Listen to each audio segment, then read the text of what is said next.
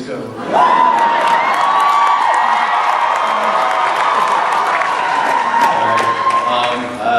I'm shameless. Some of you already know this. And my need for affirmation is limitless. Thank you so much for coming. Thank you guys for everything, as always. As usual, I have very little to say that Scott hasn't already said about the fact that we're bringing out the new books, Angel and Faith. We're a wacky team. They're cops. They don't get along, but then they learn from each other. That's pretty exciting. Different kind of thing. And then, of course, Buffy Season 9. Which some of you may know, I started writing at the end of Buffy Season 8. Because I was so excited to get Buffy back to the Buffy from the show, the Buffy who's living a life that we can all relate to. I know that many of you have been generals in mystical wars and had sex that created universes, but I think we could maybe get to a more universal stuff than that, and that's what we're trying to do with Buffy Season 9. I'm really excited about it and grateful, as always, to Scott and Sierra and all the people at Dark Horse who keep this stuff going. Serenity Comics, the Dollhouse Comics, comics based on a laundry list I made recently. These universes are not throwaways. They're stuff that we care about so much. And the fact that we get to continue them at a place where we know we're going to get extraordinary artists, great editors, and enormous support is just terrific. So that's pretty exciting. That's pretty much all that's going on with me. What's up with you guys? What's going on with you guys? Firefly hurts? Oh yes, Firefly addiction. There are groups that can help you with that. They'll get you on Babylon 5 for a while, and then eventually, you can rejoin society. I believe that there are microphones set up, and I think the best way for us to handle this little session is for you guys to ask me what you want to know about, and for me to tell you that I'm not allowed to tell you. So let's get the process started. I see people lining up. Is there more than one mic? Oh, wow. You're all here.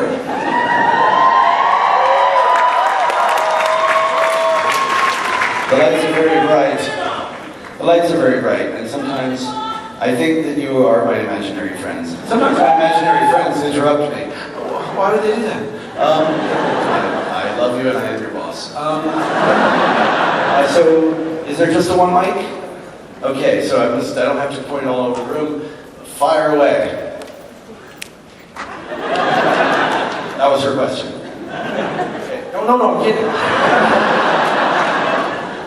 The Blu-ray for the original Buffy movie was just announced. Were we going to be getting an extremely snarky writer commentary? Snappy, snarky, it's a fine line. No, actually, I didn't even know about it. They didn't call me. They had a DVD party and I wasn't invited. Yes, feel sorry for the man who has everybody cheering for him. But I can get your affirmation and your sympathy. What a day. Hello. If Buffy and Angel had continued on TV through season 8 and after the fall, would you have done them the exact same way as in the comics? There's no way you could have done on TV, certainly for the money that we were being given to take the show, what we did. And also, you couldn't have had an entire episode of them having sex. Well, maybe. That could never happen except in season 6. But the point of season 8 for me was, hey, it's a comic and we can do these things that we could not have done on television. And I think that ultimately became sort of a little bit of an albatross for us. And the kind we've already killed, not the cute kind, it's like River. And because people were more interested in her life than they were in the fact that we could draw bigger things. So, that's why I'm excited about season 9 again, because having discovered that I can do it differently than the television show, I've discovered that I don't really want to.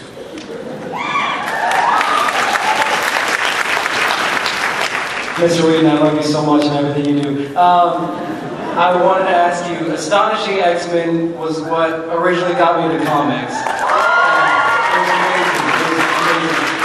And I was wondering if you are ever planning on doing that again or any other big name comic title. I don't think any of my work upcoming has anything to do with big comic titles. I'm thinking. I have actually no plans at this time to wrestle with a big title. I would like to, but I have a feeling after making this movie, maybe not so much, just from sheer exhaustion. The X-Men of all the titles, all the books I could have written for was really the grail. There are definitely things that I would love to do, and Brian Hitch and I always go, we should do some Spider-Man. And I'm like, that's great. What can we do that hasn't been done? Let's not do Spider-Man. Although I am going to do a Spider-Man reboot movie in a year.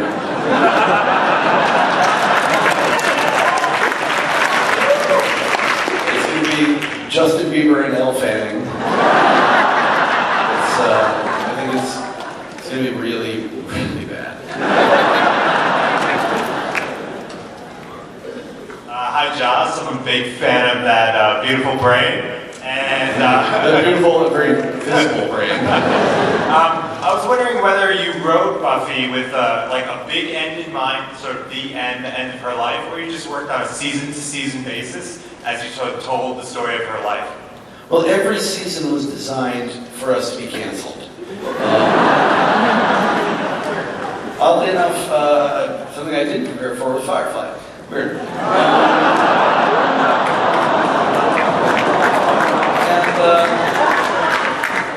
But, you know, it is an uncertain life, and so every season we wanted to go out with just enough so that we could say, if we never come back, we have a sense of closure.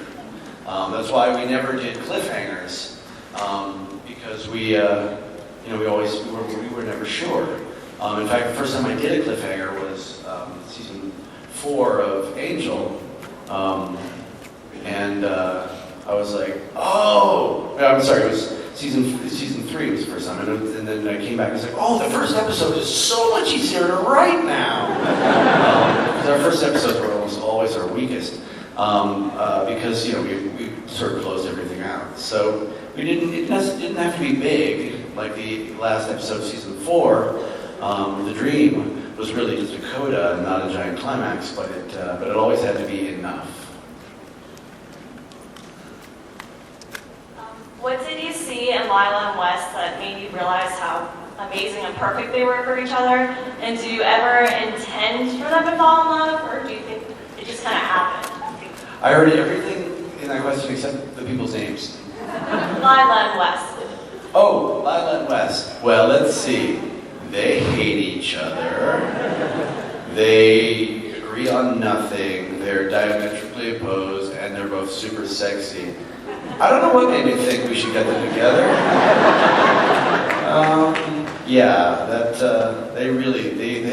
They had quite the chemistry. When you get people who can't stand each other in bed together, fun ensues. That's what I'm saying. Hi, now that you own the rights for the Angel now, with the Angel and Faith comics, will we see characters like Illyria or Connor show up? Yes. All of the Buffy and Angelverse characters are under one roof now. And that's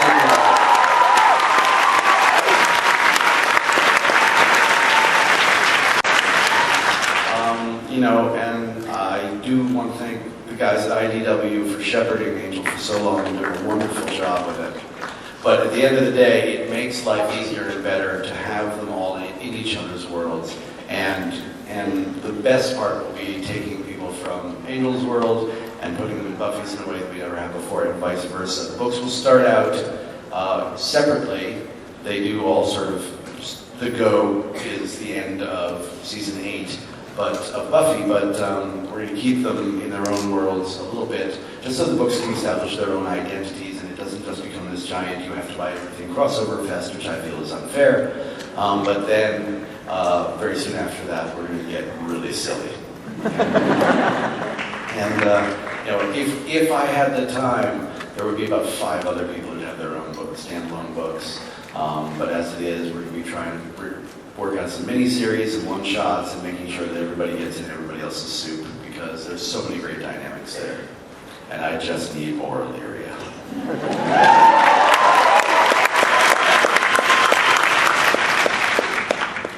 Hi, Joss. I really enjoyed Frey popping up in season 8.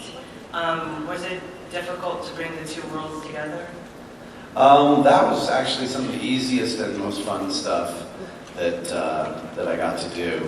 Those two worlds being so separate and so connected made writing that just pretty much pure joy. And having Carl back to do it, because it was Frey, it was really lovely.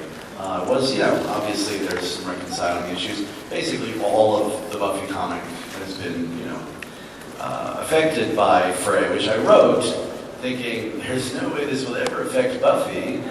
200 years in the future, so I'm totally safe. But now that I've resolved the fact that, yes, they are connected universes, bringing them together was, just a delight. Mostly because I got to have Frey say, "Summer, you drive like a spaz." Sorry? Hi. In the Buffy and Angel universe. Buffalo. I was wondering if there were any characters who you either regret killing off or introducing.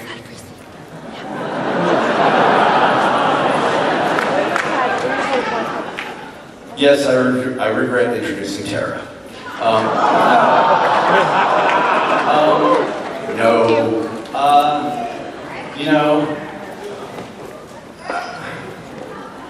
I don't have a lot of regret. The fact of the matter is, we all know that sometimes I have killed beloved characters, because I believe that is something that people in those kinds of stories need to go through.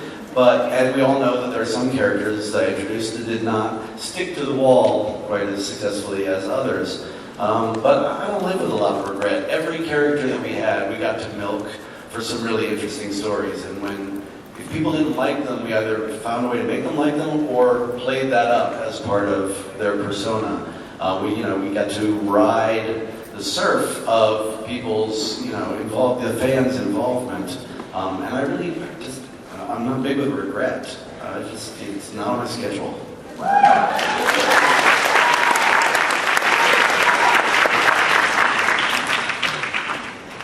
Hi, I was just wondering if we're going to see a more consistent, scenes of Spike in season 9, and if we find out where he got his bug ship. Yes, eventually we will discover where he got his insect dirigible. And he's going to be, a real factor in Buffy's life. You got to put those two in a room. It's just too much fun. I can't say which room, but Johnson, big fan.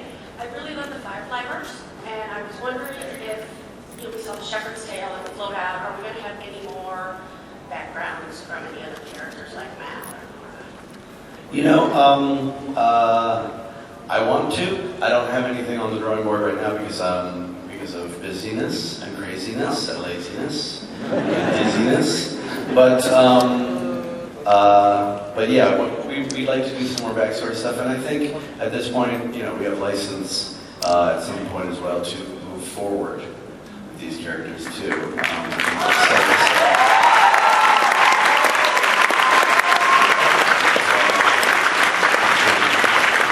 It would be interesting to know what happens next.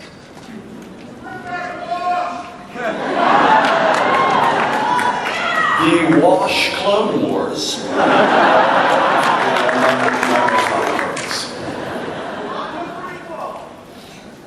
I know you're a big X-Men fan, and that Kitty Pryde was kind of an inspiration. Yeah, Emma Frost. Yes, I was going to say, are you about to slam her? Because No, and that Kitty Pryde was an inspiration for Buffy, and I wanted to know if we you consciously drew from Rogue when you developed Echo on Dollhouse? They're connected. There was not.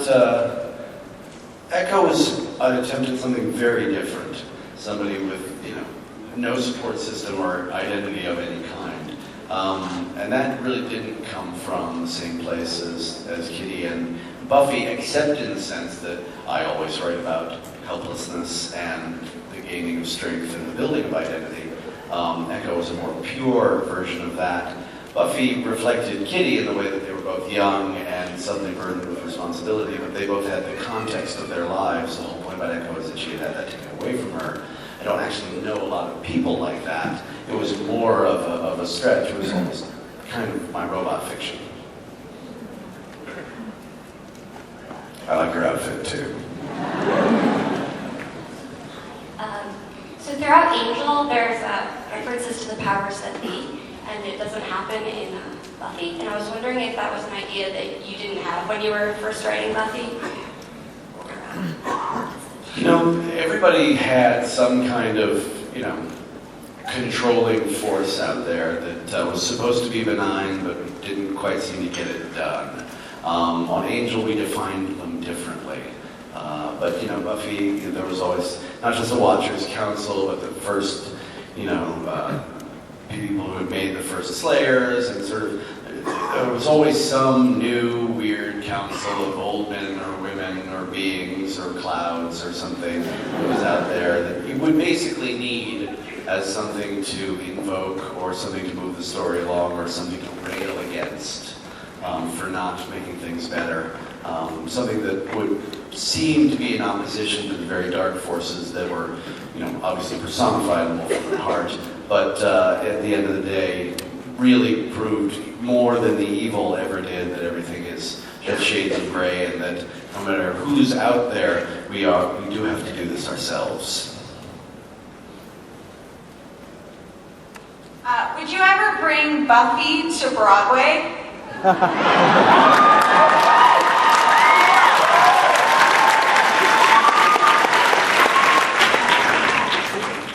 You like take her to a show? I would.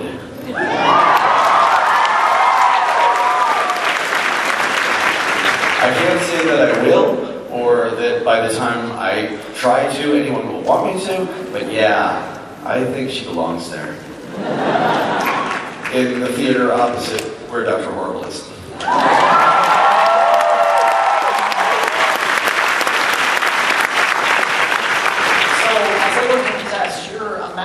Breaking our hearts by killing off fan favorites, Tara, Anya, Giles, Joyce. But on a scale of 1 to 10 for Buffy season 9, how badly are you planning on smashing our hearts in the ground and pulverizing them?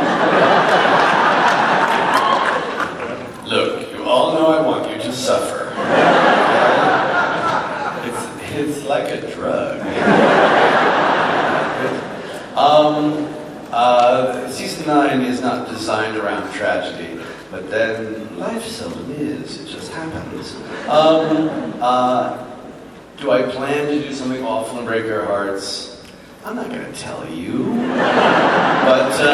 But season 9 has some very edgy stuff in it, some very new stuff in it, but it is not built around darkness per se, except in the fact that, Buffy is always trying to find out who she is, which can be complicated and sometimes dangerous and sticky and weird. But whether or not I'm going to do something appalling in season 9, I will not reveal, because that would take out the fun of your suffering.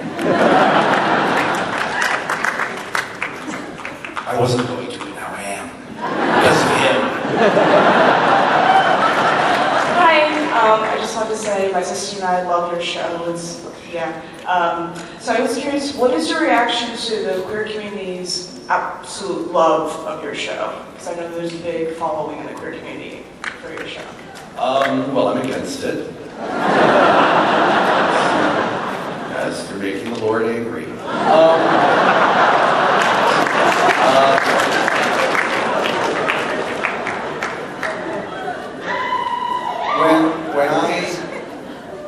You didn't think I was going to bring up any of that Alien Resurrection, its sole virtue for me was when I was writing it, discovering, the idea of clone Ripley and Robo Winona, kind of coming to terms with the idea of being considered less than human, despite the fact that they were both, powerful and beautiful. Thinking and internalizing that and feeling like an underclass of human being. And to me, I was like, this is a very powerful metaphor, in particular for the gay community, and for teenagers who are struggling with that. And ultimately, it's a metaphor for everybody who feels like an outsider. But that was my first thought, that was what made it interesting. And Buffy was basically sort of an extension of that kind of storytelling. I didn't actively go out with an agenda, but it absolutely means everything to me that the gay communities have embraced the shows, because they are for them as much or more than anyone else.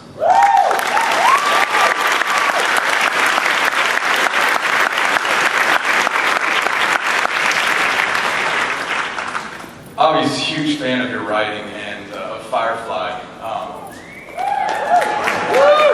Amazing. And I know we're all shaped by the stories of our youth, but do you have anything from your life experience as a child that has really contributed to the richness in your writing? I actually managed to get through my childhood without having a life experience. I stayed in my room, and my life experience was reading Frank Herbert. Does that count? Is that similar to my experience?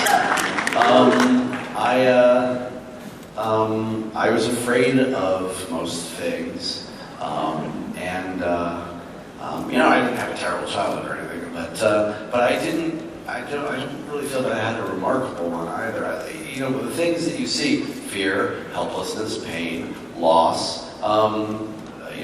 These things are things I was struggling with. The sense of aloneness. These are, very common issues with me, but they weren't based on spectacular events that I can recount to you in a David Copperfield-y way. I can just say that, I was a little bit pathetic. Just a little bit. Not anymore, though.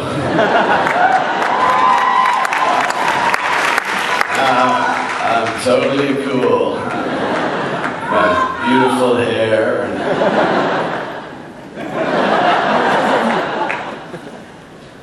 So, sorry, it's kind of a lame answer, but there it is. I really was kind of shut in. Hey, Josh. Given the work that DC's been doing with their animated films, and that a number of your actors have been doing voice parts for them, is there a Buffy Season 8 animated feature in our future? How much money do you have on you? I ain't in it. We spent a lot of time and noble effort trying to put a Buffy animated show on the air, and with zero success. It still baffles me to this day. I'm also waiting for somebody to call me and tell me it's time to make that Serenity sequel, but...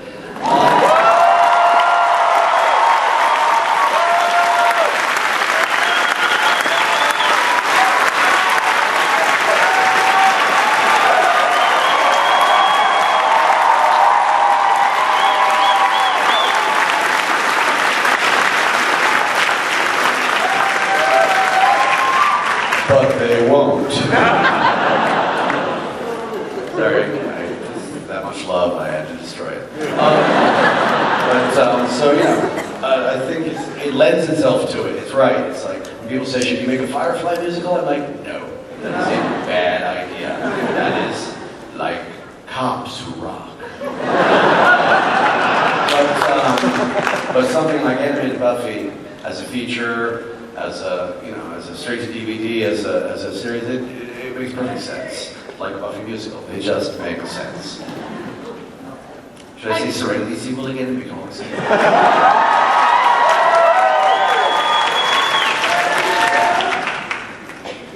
Hi Joss, thanks for coming out here. So I was in a literature class the other day, and we were asked to think of male male feminist authors, and you were the first one that came to mind. My question is, why do you consistently include strong female characters in your writing? I'm sorry, I don't understand the question. Was it why do I write them? Yes.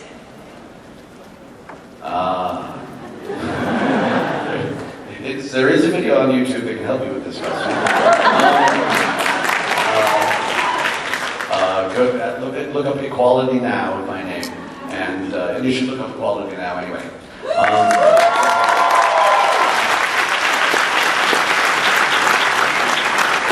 But at the end of the day, I have many answers for it. They have to do with my mom, who's an extraordinary woman and a great feminist. They have to do with the people in my life. They have to do with a lot of different things, but I don't know. Because I'm not just writing strong female characters for other people. I have a desire to see them in our culture that was not met for most of my childhood, except occasionally by James Cameron.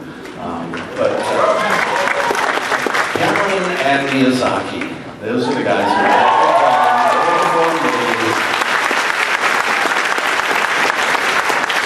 But I don't know why I think I'm a 14-year-old girl with superpowers. I don't look like one. But I can't get past it. In fact, the only trouble I've had with the Avengers is where is the 14-year-old girl with superpowers? I'm very confused. Is it you, Robert Downey Jr.?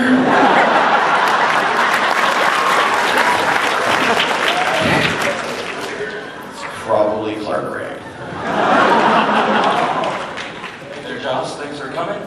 Considering you mentioned to J.J. Abrams last year how much you enjoyed the new Star Trek reboot, I was wondering if you would ever consider lending your amazing voice to those iconic characters in the comics, maybe for IDW or what have you. I don't think so. I'm actually going to say no to this one. Because I think Star Trek, what makes Star Trek great is a little ephemeral and not something that I would be chasing because they are their own voices. And for me, the comics, it's harder for them to capture. And I've not read the maybe wonderful Star Trek comics, and I'm not dissing on them, but for me, that's not something I'm attracted to because I'm interested in the way they're going to create the universe visually in a film or a TV show. I'll see every new incarnation of it, and I did love JJ's. But for the comics, if I was going to spend my time, it's extremely difficult. I would not want to wade into something with that much history and that much difference. I don't feel the payoff would be great. I'd rather work on something new or something that I've already done, but in comic book form, because I seem to do that all the time.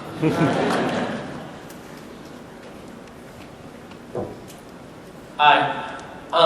Can we expect to see a Dr. Horrible 2 anytime soon?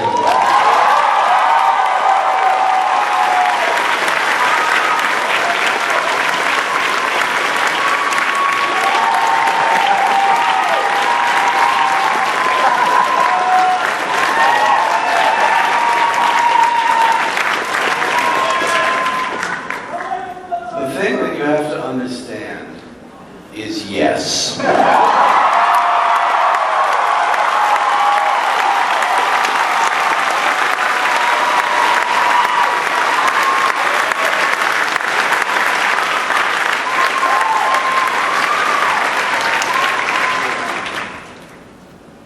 I'll just say this. I worked on a number of songs. I got a demo from Jed Marissa, a song that actually Zach pitched, that they wrote, and as soon as I heard it, just like when we did the first one, I just said I would respectfully like to withdraw my songs. Sorry. Because it's so good. Hi, Jess. Ben Edlund, will he be writing any of the new comics for season 9? I have not approached Ben about this, but if I can get Ben in any of my houses at any point, I want Ben in my house.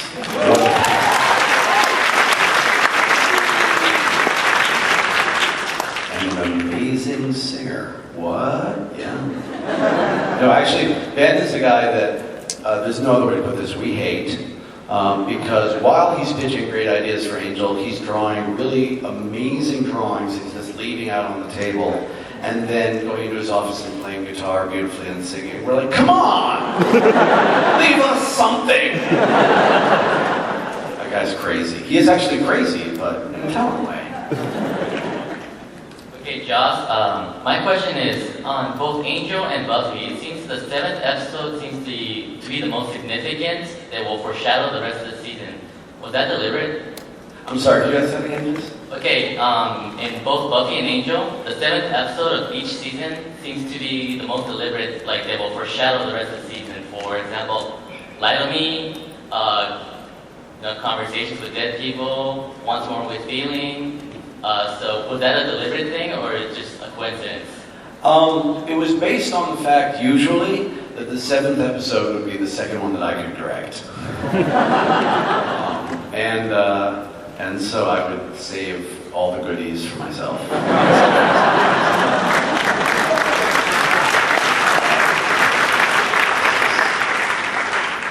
It's not kind of me, but there it is. Oh, there's more. Okay, I thought we were done. It's like, oh, that's it. I give you all the knowledge I have. Go forth. I'm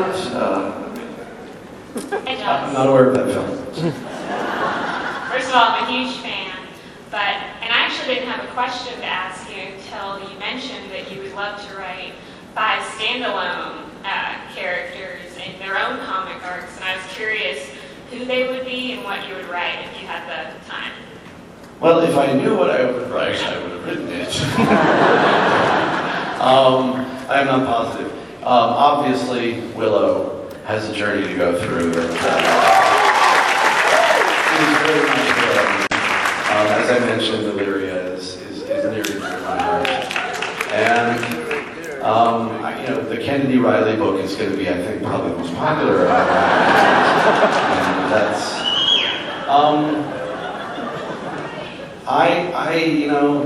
There are a lot. It's hard. I'm sort of deeply in love with all of these characters, and I could give them all solos.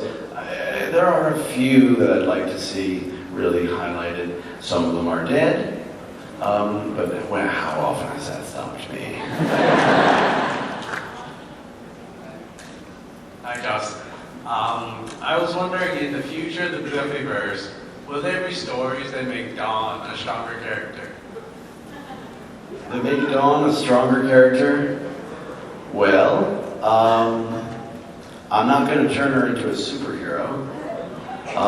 She is going to be going on her own life's journey and having her own identity and not just being little sister anymore, which is going to become increasingly problematic for Buffy.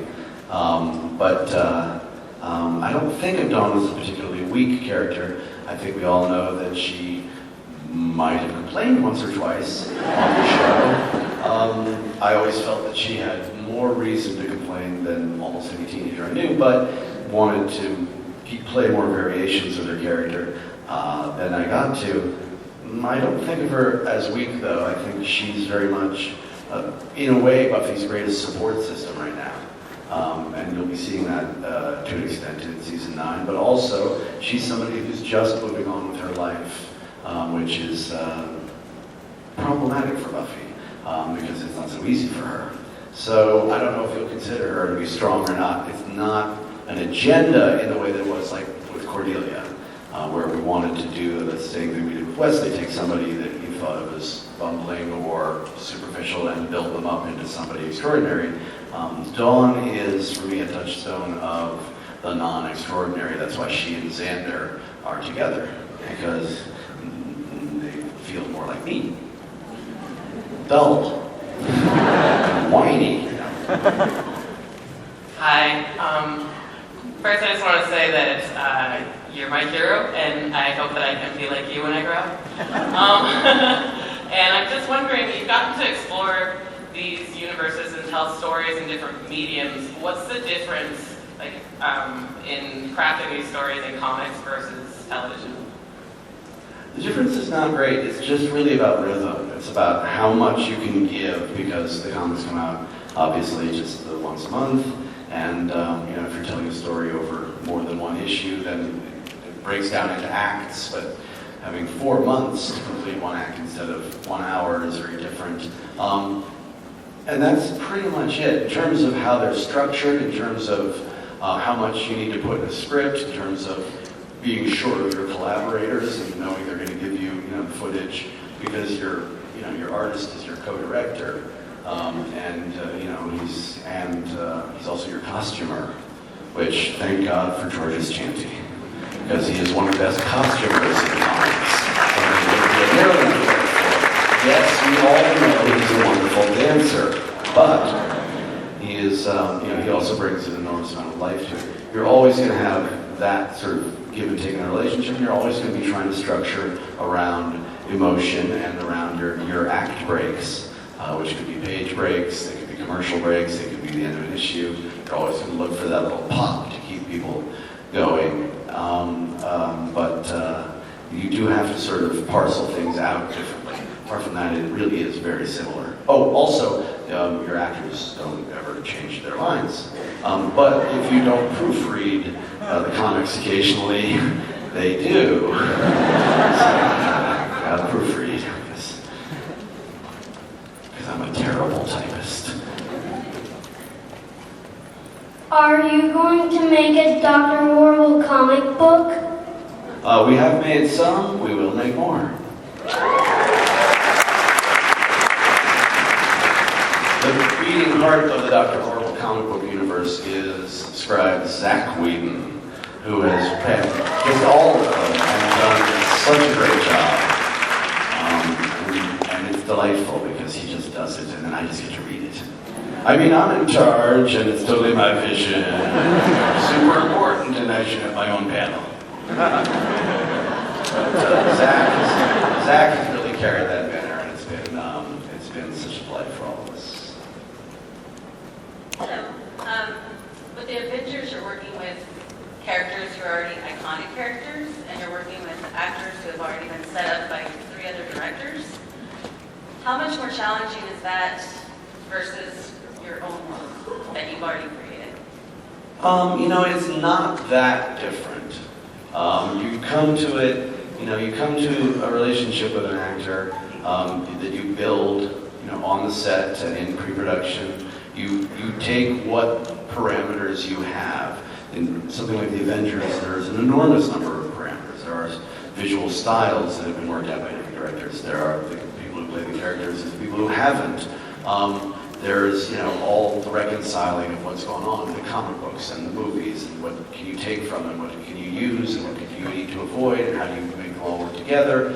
There are so many concerns, but at the end of the day, as soon as there's been an episode of a TV show, you're already in that world of, well, how do I resolve with what I already have? As soon as there are always going to be parameters based on who is my audience, what can I get away with, how long do I have to tell this story? There's going to be, how many fights, musical numbers, bloody killings, whatever kind of thing it is you're making. You have these things stuck in when you're making genre that you must adhere to and you must respect. With the Avengers, it hasn't actually been as hard as I thought it would be.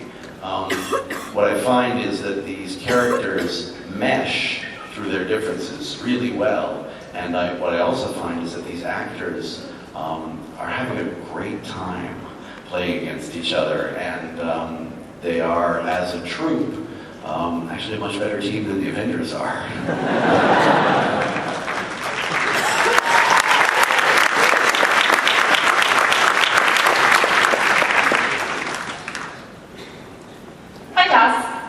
At one point I read that you were pursuing a miniseries called Ripper, and I was wondering if you may be able to read more about Giles' origin story in the comics. I have said this to some people that they are going to get a whiff of Ripper in the Angel of Faith book. This is the case. They are living at Giles' house, and they're going to be immersed in his world a little bit.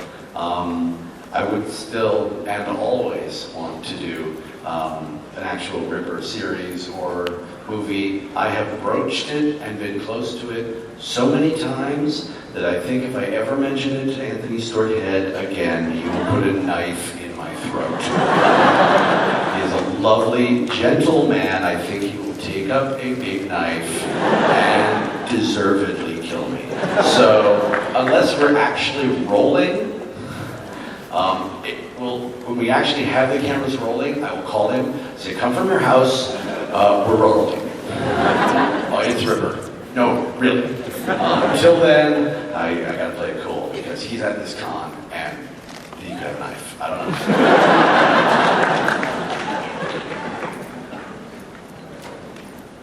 Hi, Joss. I was just wondering, since good writers are always changing and evolving, if there's anything you've written for publication that you thought was awesome, and then looked back on years later and wondered, did I really write that? No, everything I've written is awesome.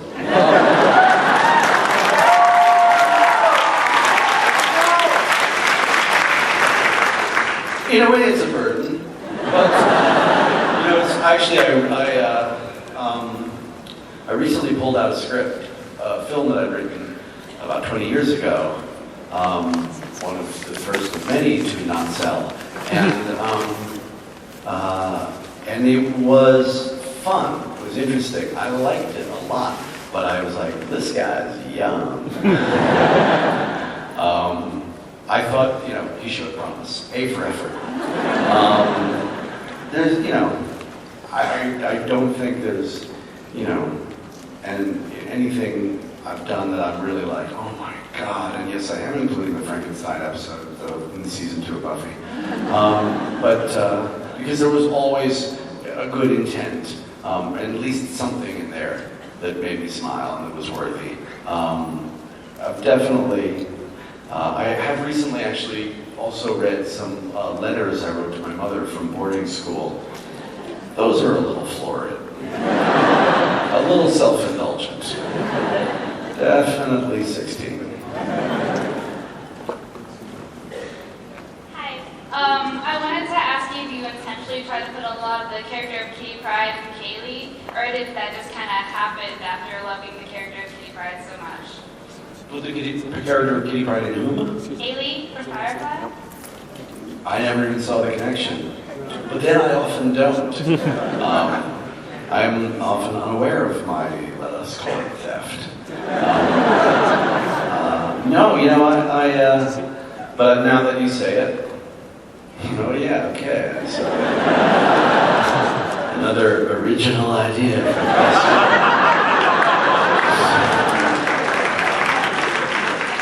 Could you have asked me that when we were alone?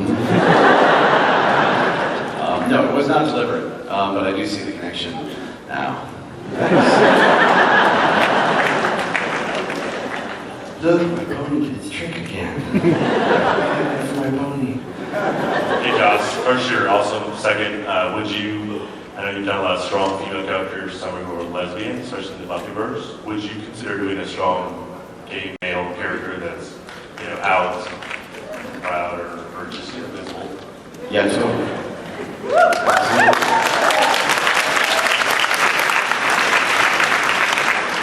I've actually wanted to do a book. I had a particular one in mind. It is not on the front burner, but I do think it's about time. I think at some point, you're right enough, lesbians. People realize this is just a guy. This isn't feminism. This is Cinemax.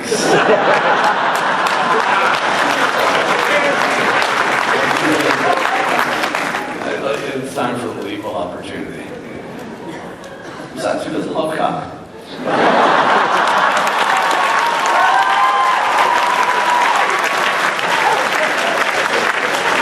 And then I remember the children.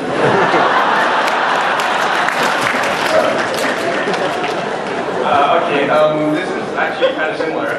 I was at the Zhou Chen panel, and she was talking about a story that she pitched to you about Angel and Spike kind of hooking up a bit. And I was wondering what your initial thoughts about it were. I got to do what was supposed to be a 2-page story, but that's like the 6-word story. I can't do that. So we expanded to, I think, 3. and with Jo, and I had never done, she'd done the covers, and she's a miracle worker, and I adore her.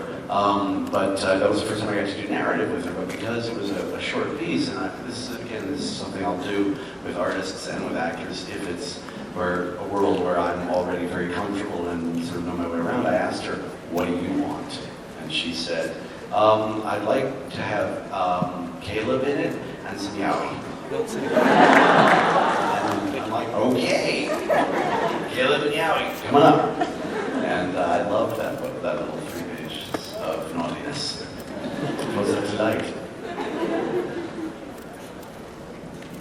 Hi, Josh. I'm a big fan of the Dollhouse series. Did you read Adele and Coulter? The characters. I was wondering if we're going to see any more Dollhouse comics coming. Yes, we are. They've got some on deck already, and we'll see by the reception whether we can we keep going with that.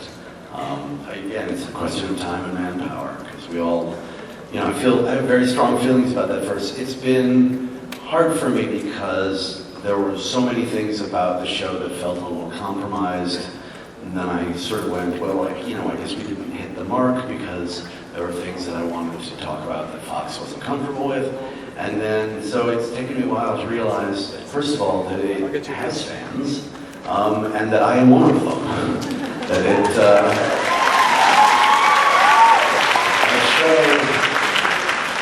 it meant a great deal to me, and I don't know that I always articulated it as successfully as I had in other shows, but when we did, it was as powerful as anything we've done.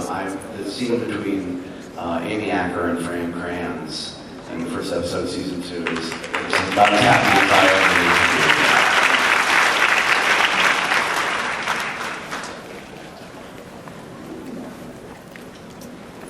to be. Deafening silence. Or are we actually supposed to be done? Is that what's going on? No. Yes, they're telling me to wrap it up. So, just one more song, and then I am going to give you a gift that I don't give many people. I am going to not sing. I knew Dance of Joy was coming right after that. I have great joy. I will express it by saying thank you. Thank you guys so much. As always.